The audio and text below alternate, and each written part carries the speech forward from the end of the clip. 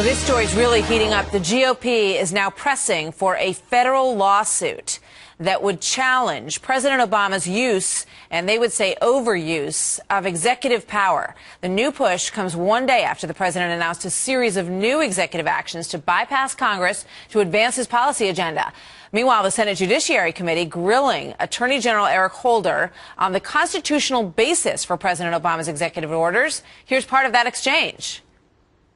How about the executive order that he proposed last night with regard to minimum wage? Would that be Category 1, Category 2, or Category 3? Well, again, without having delved into this to any great degree, that was... But you're the Attorney General. I assume he consulted you.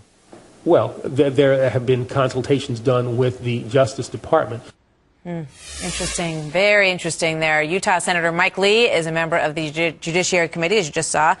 He was questioning the Attorney General there. Senator, welcome. Good to have you here today. Thank you, Martha. You went through a number of instances where executive orders have been implemented, and you were pressing the Attorney General for what the process of determining whether or not they were constitutional is. What happened? Did they go through the Justice Department? Did they go through him? So after all of that, my question for you is, do you think that there is an evaluative constitutional process before these orders are put in place? I would certainly hope that there is an evaluative process. I had assumed prior to yesterday that there had been one and that the Attorney General would have been involved in that. I was shocked to hear that perhaps that was not the case. But regardless, Martha, what we're concerned about here is the President issuing executive orders that have the effect of undoing existing statute, undoing existing law, without even the slightest explanation publicly as to what justifies the president in doing this. The president is not a law unto himself. If he wants to change the law, he has to go through Congress to do that. When he fails to do that, he owes us an explanation. Let's take a look at the numbers, because you know what the response is to what you're saying. Look, all presidents do this. Look at the numbers. There you've got George W. Bush, 291 times he put through executive orders. President Clinton with a whopping 364 times. So they would look at those numbers and say, look, President Obama is well within his realm of the execution of his executive powers as president. Yeah, so I've got two responses to that. First, Martha, not all executive orders are bad. There are instances in which the law authorizes the president to act by executive order. Number two, it may well be the case, in fact, I'll concede for purposes of this discussion, it has been the case that presidents of both political parties have in the past abused power in their executive orders. But the fact that other presidents have done it doesn't justify it. Even still, what this president has done is unprecedented. What this president has done is to repeatedly change laws, even laws that he himself has pushed through Congress for his own political benefit under circumstances that he deems difficult, where he considers it inconvenient to go through Congress. And that's wrong. It's unconstitutional. So perhaps folks at home say, so what are you going to do about it? This lawsuit that has been enacted, what does it mean, for people at home who have been hit, some of them, hard by Obamacare? Yeah, so it's difficult to challenge a president because so much of the president's power is inherent in the office itself. But there are some things that can be done. In some cases, you can bring a lawsuit against a particular executive order. In other instances, Congress can withhold funding for the implementation of certain executive actions if Congress is in fact willing to do that. And in a broader sense, each time a president does this, he undermines his own negotiating power with Congress.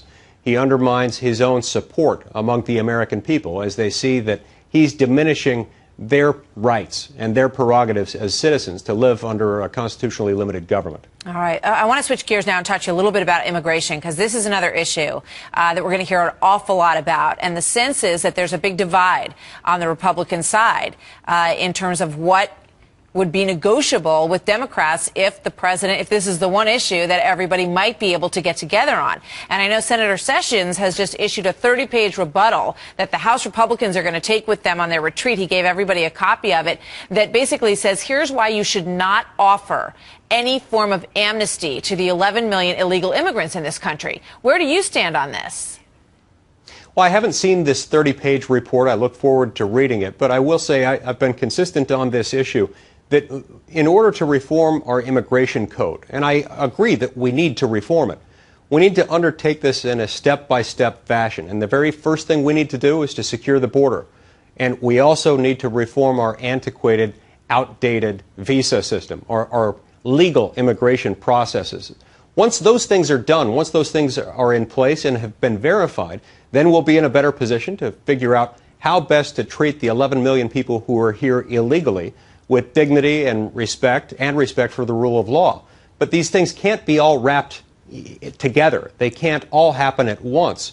And we need to undertake those first two steps first and complete them before we move on to the third. So how much room is there for negotiation on this issue? Because this is the one thing that I think Americans look at and say, well, if they can't do this, if they can't get together and figure out something on this, maybe they can't do anything. Yeah, I think compromise and negotiation are not only possible, I think they're imperative. And I think the best way to achieve that is to start with this step-by-step approach.